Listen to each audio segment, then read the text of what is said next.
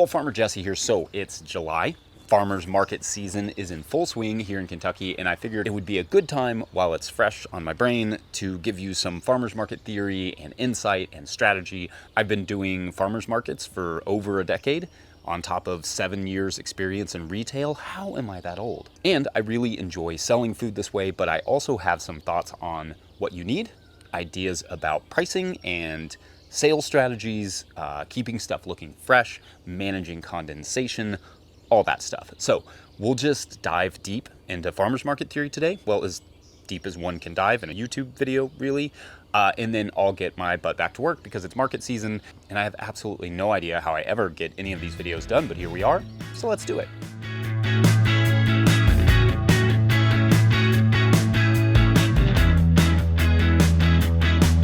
First things first, if you're not subscribed to this channel, make sure to hit the subscribe button. And if you are subscribed, you're awesome. And if you gain something from this video or any of our videos or any of our podcasts or any of the work that No-Till Growers does, you can always support our work at patreon.com/no-till-growers or by picking up a copy of the Living Soil Handbook directly from no-tillgrowers.com, where the proceeds go to making you more hot content like this. Hot is what the kids say.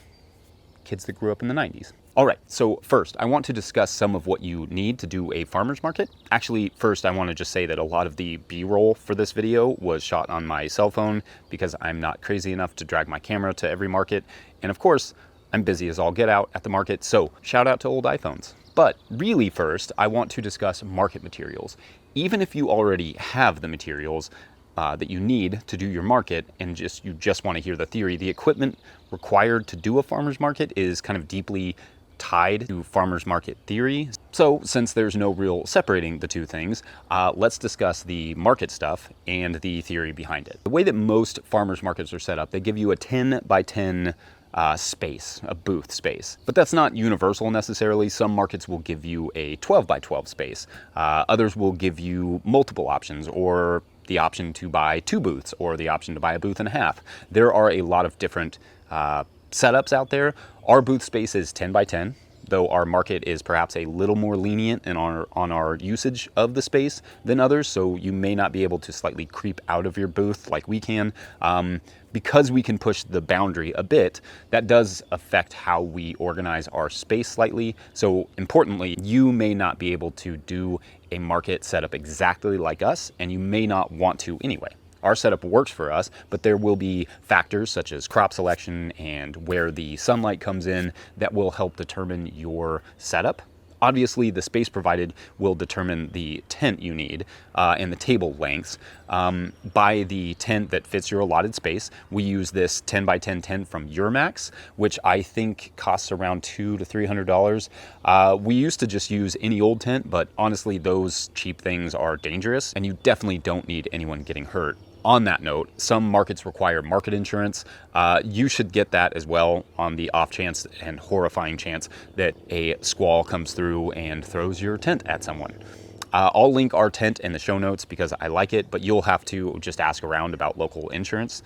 Our tent is robust and it's done hundreds of markets and is still holding up. And it's the brand our market manager, Josh, recommended. And if you ever need any advice for market stuff, ask a seasoned market manager. Josh is amazing. We use our 8-foot by 2.5 foot folding table along with 2 6-foot by 2.5 foot wide tables on the sides. Now, I don't think everyone needs 3 tables. We don't always use 3, just depending on what we're selling and whether we can mostly pile it up like greens or carrots, or if we have to sprawl it out like cherry tomatoes or potatoes. A whole video could be done on the different ways to organize tables.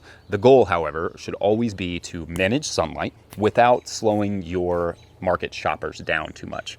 So a lot of growers will purchase a large booth space and simply put all of their goods on the back wall on one long table. Some growers will have their tables outline the booth so that the shoppers can purchase from the outside. We can't really do that because of the sunlight and space, so we do a shallow U shape that comes back into the tent. At least most of the time we do a shallow U shape. And this allows customers to get out of the sun, but also to keep the sun off of the veggies. We're in Kentucky, zone 6B, where it can be extremely hot in the summers. So the U shape protects the food a bit for us and keeps it looking fresh. I will circle back to this freshness point here in a minute, because even having a single wilted vegetable on your booth will bring the whole display down a notch, so it's really important we cover that. Like all things, the U shape itself has some downsides. It can slow customer pace down a bit, as some customers will be reluctant to fill the booth space, but it's rarely a huge issue, and it allows me to run the booth by myself because I can take 2 or 3 customers at once, but not much more than that. In lieu of the U shape, you can also elevate crops to avoid excessive sun, especially on things in bags. Like a bag is like a miniature greenhouse, and you don't want your lettuce sitting in a greenhouse. We have a display that helps to slightly elevate our food as well, up into the canopy a bit, right? Because the sun, especially on the shoulder seasons, comes at a really harsh angle. Though some growers use stacks of boxes to achieve that same effect, getting their display into the shade of the canopy. Just make sure whatever you do use, that it's customer friendly and that the customer can reach the produce and understand the pricing. We will occasionally use a sidewall as a sunblock, but I really minimize my use of these. If a customer can't see your produce from a few booths away as they're walking up, they may never see it and they may not stop at all. So only use sidewalls as a little as you possibly can, and never should it block the sight of your food. Also, sidewalls are wind sails, so use extra weights if using them. We used to just use a partial sidewall, basically a folded half sheet that extended down a couple feet from the top of the canopy, blocking the sun but not the visibility of the food. On top of the tables, we use tablecloths as well, though some people don't. I guess I see the advantage of not using them, as it's just like one more thing to keep up with and to clean. But I like the look better of having tablecloths, and they can hide your coolers and whatever else is below the table. It looks cleaner that way, in my opinion, but there's always more than one way to skin a cat. Ugh, why is that a phrase? We have not customized our cloths or tents or anything like that, like put our branding on it. I mean, we may one day, because although I think it's kind of cheesy, I also think it's kind of cool because I'm a dad and I have dad taste. But signage is a major part of the farmer's market. And this is perhaps the more important point I will make in this video. No one really cares that much about your farm name. I know it's a harsh reality, but I would guess less than half of our beloved regular customers know what our farm name is. They know me. They know the look of our booth. They know where we set up. They may even know my kids' names. I may even know their kids' names, but they don't always know our farm, and that's totally fine. That's not a knock on them. I love our customers, but our relationship is more important than our branding. With that in mind, I always say that your signage should not be about your brand. It should not be about your farm name. In my opinion, and from my experience, and because it makes marketing sense, your signage should answer the questions that the customers have. For instance, are you certified organic? And if you're at a farmer's market, I think you should be certified organic because it gives you an incredible edge and an instant customer base. I mean, to be honest, when a customer asks, almost every small farm says they don't spray, or only if they are going to lose a crop or something like that. And some are telling the truth, and I have also heard some fudge it a bit. They may be like, no, we don't spray, but the subtext there being maybe they actually use like systemic chemical applications through their drip line, so technically they aren't spraying, things like that. For a customer looking to avoid chemicals in their food, it's really hard to parse these things out, and it puts customers looking to avoid synthetic chemicals in a really hard position. If you're organic, however, you remove all that awkward wall. That organic seal and that word tells the customer you don't use synthetic chemicals by law. And so if you're organic, your booth should just scream it. Proverbially, of course. If we did brand our canopy, in fact, and our tablecloths, we would probably brand them with the word organic, not Rough Draft, which is our farm name. Now, our farm name is still there. It still has marketing utility, and we have a lively social media presence, but the fact that we're organic is more important to us because it's more important to our customers. If you're not organic, perhaps having phrases like no synthetic chemicals or no chemicals or we don't spray or whatever would be helpful. The average customers may not really know what no-till is yet, but it is starting to gain some traction. So you could throw that in there too. Mainly customers are concerned with synthetic chemicals, so phrases like no spray or chemical free, if you are truly that, may be an alternative. Just don't put the onus on the customer to ask you about how you grow your food. Don't make them assume. Certainly do not mislead them. Give them the answer they need so they don't have to ask. give it to them in the signage right up front. Obviously, there is plenty of room for nuance here, so as always, please feel free to add your experience and insight in the comments section. Also, we are not certified naturally grown, which is another option. It's another label. So if you are, let us know how that label goes over with your customers. I think the idea of my customers know me and trust me as the label is nice in theory, and it works for things like a CSA, but I know personally we see thousands of people a week at the market, and there is simply mathematically no way each customer can know and trust how we farm. That label just helps. Next, my favorite farmer's market adage is pile it high and kiss it goodbye, or pile it high and watch it fly, because you probably shouldn't be kissing your food.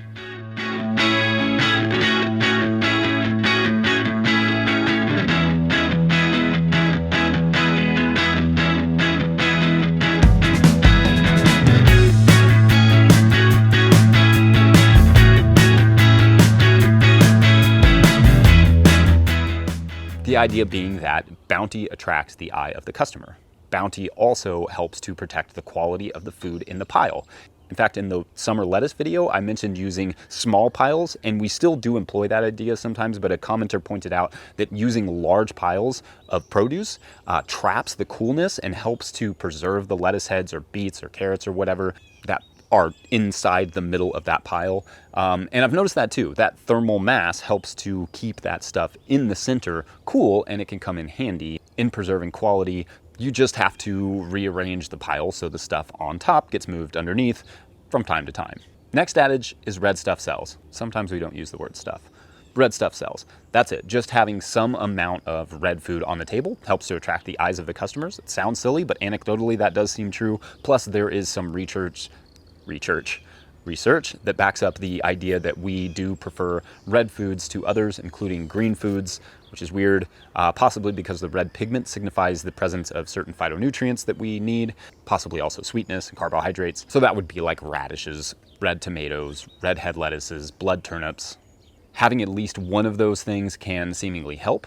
Another thing that needs an adage is missed and missed often. Maybe that adage could be like, excuse me, mister, or like, magic mystery tour.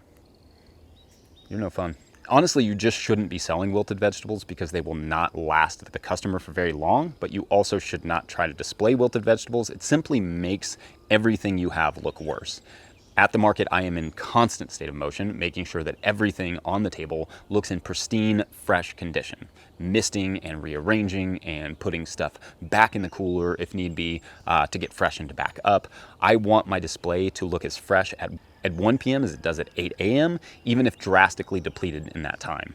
I mean, as farmers, you spend your entire week, you spend your entire year working to grow food, but selling it is actually what you do. It's the most important job you have all week if you want to be successful in this business. Come to market fresh, come ready to work and talk and smile and have fun. Never sit down unless you are physically unable to do it, in which case consider having someone there with you who can greet everyone. And I mean literally everyone. I greet everyone who even slightly catches my eye at market, and some that don't. More often than not, just saying hi will encourage them to stop and come into the booth. Morning. I'm well, how are you? It is. I know we could definitely use it.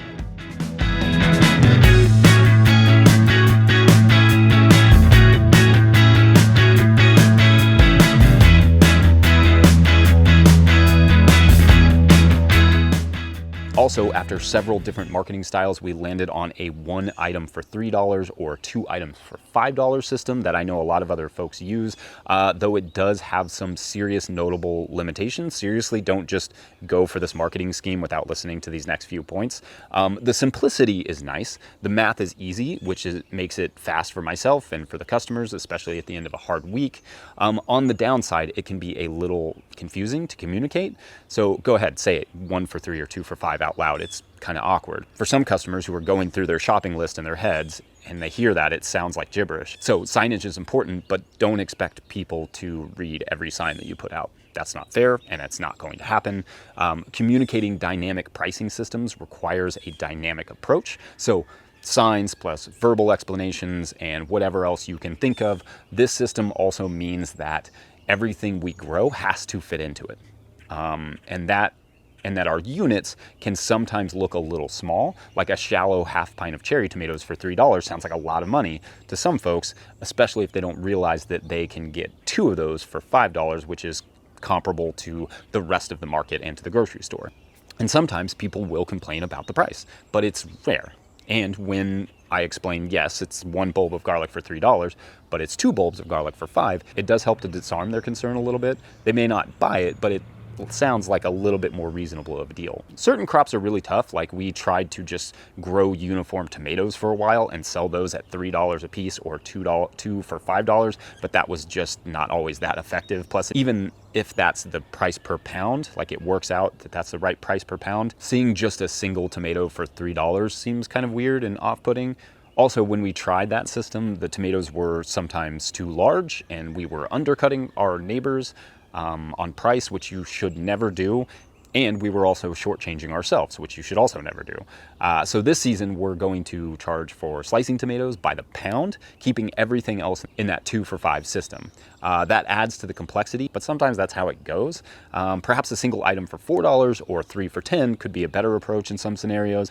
Note that anytime you sell in units, there is also an enormous amount of setup required because everything has to be put into individual containers as opposed to being sold by weight. However, you save a lot of time in the sales because you don't have to weigh stuff in the moment if it's already in units. That can dramatically slow down the markets when you're actually having to stand there and weigh stuff and then count up and add and all those things. Selling in units can move customers through more quickly, keeping everyone happy. We do take cards, and that is a little bit of a bottleneck for us, for sure, especially because I am the sole person at our market booth most weeks. If anyone has a good system, in fact, for cards, put it in the comments section, but I'd like to see them. But we just use a square reader on my cell phone. We have an on-farm employee, but by having me be the lead salesman at the market, customers can easily find us, and then I can trust that all the food we've spent so much work growing is moving really well at the market. So that's 2 markets every week for me, Saturday and Sunday, and I take them deadly serious because although the no-till growers thing is fun and I'm passionate about it, I am a market farmer first. I'm not this farmer Jesse at market. I mean, not really. My jokes are way funnier at market. But at market, I'm just that organic farmer that always has carrots and has seemingly maybe had a little bit too much coffee to drink. And I like it that way. I don't sell my book. I don't really talk about this YouTube channel at market or the podcast that we do. To me, by simply being a regular market gardener, I can better serve the customers while also at the same time continuing to gain a lot more perspective on market farming to share with you all. So it's a win-win. One of the last things I will touch on is condensation and lettuce bags. That wasn't much of a segue.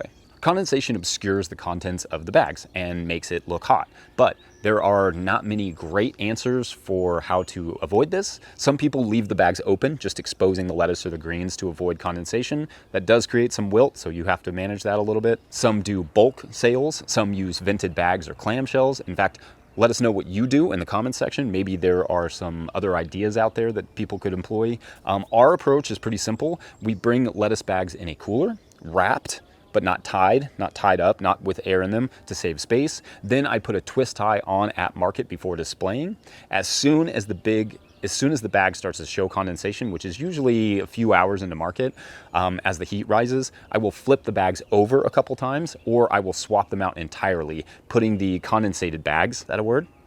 I don't know. Putting the bags with condensation on them back into the cooler to cool back down, and fresh ones go on to the table. Close to the end of the day, I will open up the bags entirely and get fresh lettuce from the cooler when someone wants a bag. So long as I have any left, I suppose, which in midsummer is not always guaranteed. Like I said, I'm in constant motion at market, arranging and rearranging to ensure I sell darn near everything and that it's at the peak quality it can be for the customer. And if I see something isn't selling, I will simply move it around the table until it does. Sometimes the item is just not visible to the customer in our display for reasons that aren't always obvious. So I will literally just move that item across the table or stack it in a different way. I will always be consolidating. Oh, that one could be ABC. Yeah, I'm done making them up, even though I want to keep going. I may start out with 3 tables, for instance, but I will almost always end with just 1 table with everything I have left piled on that single table as high as it can be at the end of the day. I like to stay as close to the end of market as I possibly can. That's really hard to do some days when it's hot and the market is slow and I'm almost sold out. But being consistent is good for latecomers who work late shifts and can't make it early to market, or people who just want to sleep in. I don't judge. Okay, there is so much more to say about farmers markets, but I'm out of time, so hopefully you all can add your own insights in the comment section. That would be rad. Otherwise, like this video if you like this video, and make sure you are subscribed to the channel, along with the now 100,000 other people. And if my math is correct, that puts us halfway to our goal of 1 gazillion subscribers. So that's neat. Also, if you want to see more, I did this video here with my buddy Josh Satin at the beginning of the market season last year, which you should watch. Pick up a copy of the Living Soil Handbook from no-tillgrowers.com to support these videos. Join us on patreon.com/no-tillgrowers, also to support our work. Thanks for watching. We'll see you later. Bye.